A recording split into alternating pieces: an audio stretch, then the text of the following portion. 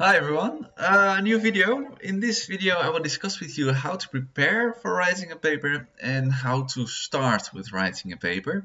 In another video I will discuss how to finish the paper and proofread, but in this video I will focus on how to prepare for the paper, what to keep in mind, some helpful tips on how to start writing a paper and create a structure. So yeah, I'll just discuss that. But yeah, let's start. How to prepare for writing a paper? Because one of the things that you should always keep in mind is the assignments or the type of paper that you have to write. So of course, there is probably like some certain topic you have to focus on. So then, of course, you'll discuss that. But sometimes assignments are a bit more free in the sense that that you are allowed to choose what kind of learning theory or what kind of method you want to discuss. For example, for your English, then you have like different kinds of synopses. This is for the first years. And within those synopses, you focus on a different skill, for example, speech or reading. But then within these synopses, then you are allowed to choose what kind of theories you want to discuss for analyzing speech, for example, what kind of learning theories are most applicable to how to develop a proper speech. Yeah, so you can really decide by yourself how you want to discuss a certain skill within English. But it's not just for English, it's for any other type of paper that you can get a bit of freedom. But then the question is like, how do you select the proper theories or the proper methods that you want to discuss? So yeah, but do keep in mind as well like what type of the type of assignments and what you should focus on. Yeah, so what I just mentioned, like whenever you are free to choose a topic, think thoroughly about what you want to write about. So you should always consider a lot of different aspects, like to what extent can I actually apply this theory, or how does this method align with the theories discussed. So yeah, I can imagine that like it's very hard to start up with like what do I focus on, how to select these different theories. But that's what I will discuss in this video. So of course you have to pick a topic in most cases. And there are many thoughts you should consider when choosing a topic, of course, and most importantly, keep in mind the course you're writing the assignment for and also pay close attention to the requirements of the assignment. Sometimes the requirements are mentioned very briefly, and it's easy to miss out on those.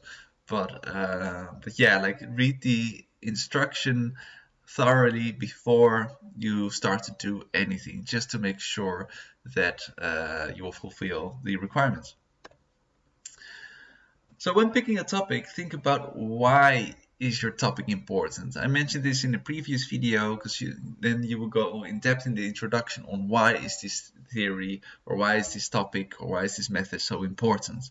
And they have two different lights on that, two different perspectives. One of them is, of course, like how important is this for the educational setting? To what extent should this be a method, or could this be a method that could be very helpful in certain situations?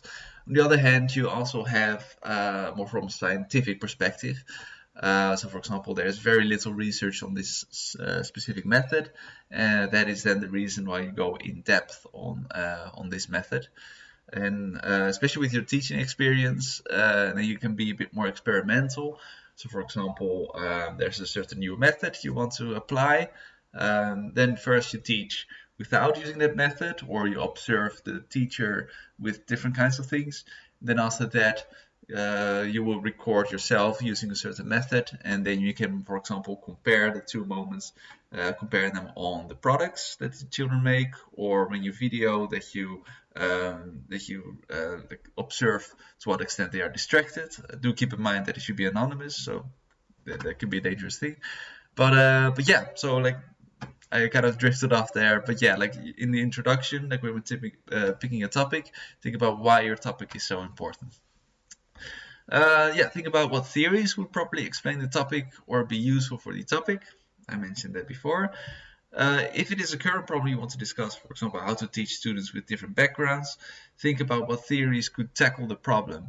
So of course, in a globalizing world, you will have different kinds of cultures and different kinds of cultures, or in the classroom, And in the different kind of cultures in the classroom could be that you have to consider different kind of aspects in your lessons.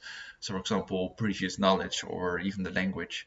So yeah, then you can think of like, how can we tackle this problem properly? Like, how can I, for example, integrate a student's native language in the class, for example. If it is a theory or study you want to use as topic, think about why it is relevant or not relevant in the classroom and what other theories you want to compare it with.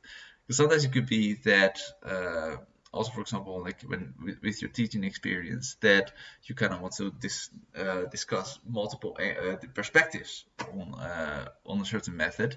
So for example, if you really want to focus on like different kind of social theories. So for example, you have one theory, modeling, from Bandura, that really focuses on basically copying or mimicking the teacher. So the teacher shows an example and you do the same.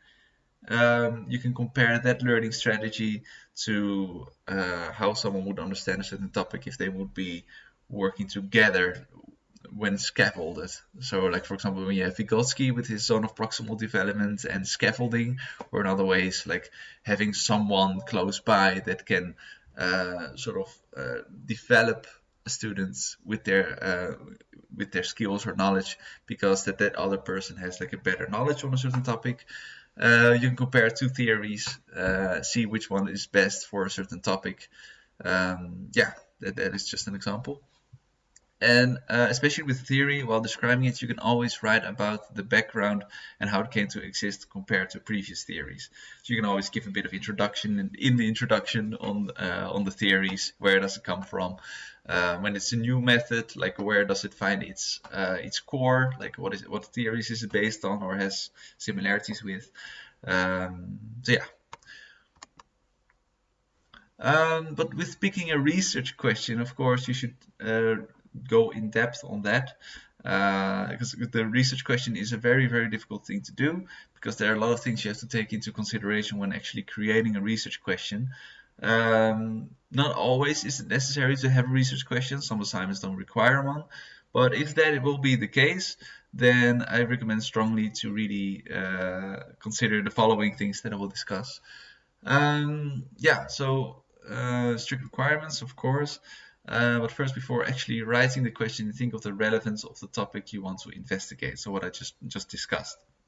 Here's a website where I got the considerations from that I will discuss now. So you can have a look at that if you want to. So when keeping into account, like there are 4 things that you have to keep in account.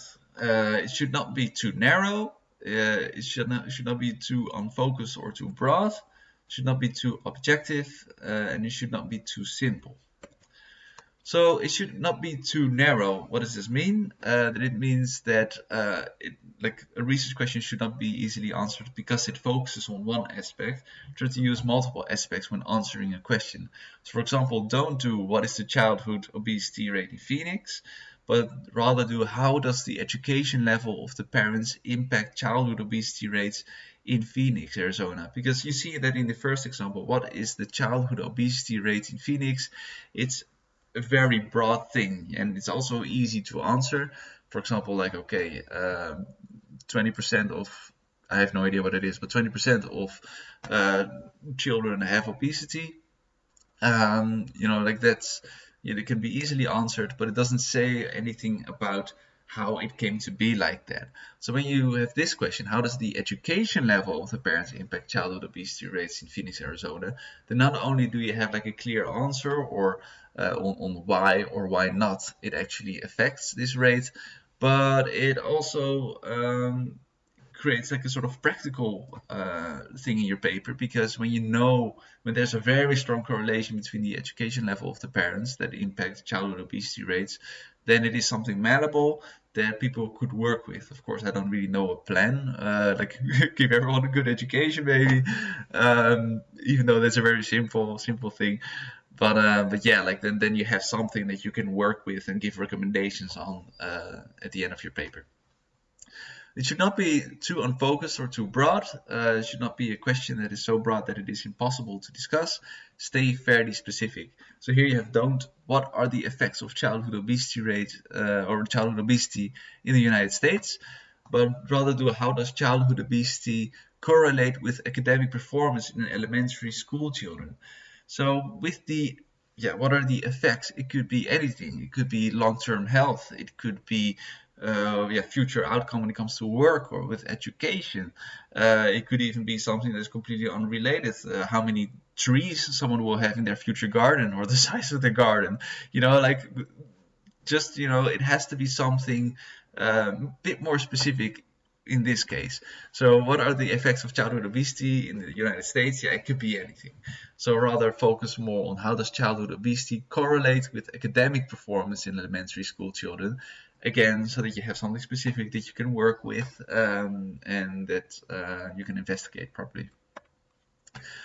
So not too objective. So don't formulate the question so that it can only be answered with direct results or measurable data. Stay on a conceptual level. So don't do like how much time do young children spend doing physical activity per day, but rather have what is the relationship between physical activity levels and childhood obesity. Because your research question should never be something that could clearly be answered with the results that you collected. So in this case, you would have how much time do young children spend doing physical activity per day? 50 minutes. That's it. So that's the danger of having research questions like that. Well, instead of what is the relationship between physical activity levels and childhood obesity, then you would still use the same results, but then you would instead rather discuss it. So like it has been shown that students do in fact have an average of 50 minutes per day in activity, and that could impact childhood obesity in the way that it decreases childhood obesity having so much exercise per day. Again, you can work with it better. So keep in mind that when you have a research question that it shouldn't give like one specific, clear, objective answer. And then the last one, too simple. Again, it should not be easy to answer. Try to stay specific. So how are school systems addressing childhood obesity? But what are the effects of intervention programs in the elementary schools on the rate of childhood obesity among 3rd to 6th grades? Of course, this is a bit like a longer question. But again, here, like how are school systems addressing childhood obesity? It's too simple. You don't really get an idea of what you're going to investigate. It could be any type of like how schools are addressing is could go all kinds of ways. While instead here you have something specific. And for example, here 3rd to 6th grade, school systems might address older students differently than younger students when it comes to childhood obesity. So then you focus more on a specific age group in that way. So these are like 4 considerations you have to keep in mind. I get it if it's a bit too much and a bit okay, what is too simple, what is too objective, but you can always write me on that, and then I'll help you out and we can find a good proper research question. So when it comes to mind mapping is especially useful again when you start writing your paper, because what I mentioned previously, like what theories will you discuss, what methods will you discuss, all these things could be way too much. But one way to do that actually is to just write everything down that comes to your mind. It could be related to your research question. For example, your research question, you don't have to have it that specific immediately. Of course, you will lead up to that. But in the case that you don't really know how specific it will be, maybe making a mind map will help you out with that as well. Because with a mind map, you just write everything down. So in this case, the mind map is about mind mapping, but it could also be about differentiation. So you would have differentiation in the middle. Then you can also have, like, for example, benefits or different kinds of differentiation, different settings for differentiation. You can just write everything down, all the theories down, like what theories do actually have an influence or could be used for your paper. Like when you just write everything down that comes to your head that you could use, then you already have like a good overview of the things that you can use. And then from then on, pick the things that you want to use, put them in the structure of your paper, which I discussed in a previous video, and then you can work from there. Yeah, so mind mapping is basically just brainstorming. So then what I just mentioned, selecting and ordering topics. So select the terms you want to write about, and you could write why a theory could be useful. But what I personally recommend is that you compare two different theories and evaluate which one is more suitable to solving a certain problem. Yeah, like this is something more for like the more difficult papers or your final papers. So for example, your bachelor thesis, then I would strongly recommend doing something like that. But yeah, for your synopses, you could do that for your English synopses, but yeah, like it could also cause too much um, too much chaos in your paper. So yeah, you could do that, could be helpful, but it is more challenging. So if you want a really good paper, yes. If you want to sort of make sure that your paper will still sort of be coherent, cohesive, maybe one or multiple ones that can be used together would be better in this situation. So I have a mind map exercise which you can do at home, and then you can send it to me to ask for like if it's any good. So if you have, well, I don't think this is from my previous year. I forgot to remove this part, but you can have a look at your current assignments. Not necessarily for pupils learning, can be for anything. And then create the mind map and send it to me and see what you think of it or what I think of it. And well, then I can maybe help you out with that. They pick the theory studies. Yeah, like you could just do this for yourself. And if you need any of my help, you can write me about it. So yeah, and this will be the last slide, like how to start writing. So you have all the topics, you have selected them from the mind map, you have maybe a better overview of what you want to write about and can actually make a more specific research question. And then, yeah, like you have all the things, you put them in a structure, you have your research question, then you have a proper idea of how you want to write your paper. So yeah, and again, make sure that you have smooth transitions, that your paper will be both coherent and cohesive. The tools from workshop 3 are the tools for writing cohesive and coherent. I have mentioned them on the Facebook page and in a previous video, I think it's 2 videos ago.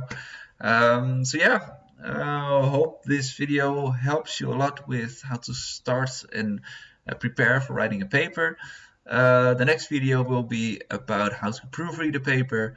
Yeah, that's it. Hope it helped.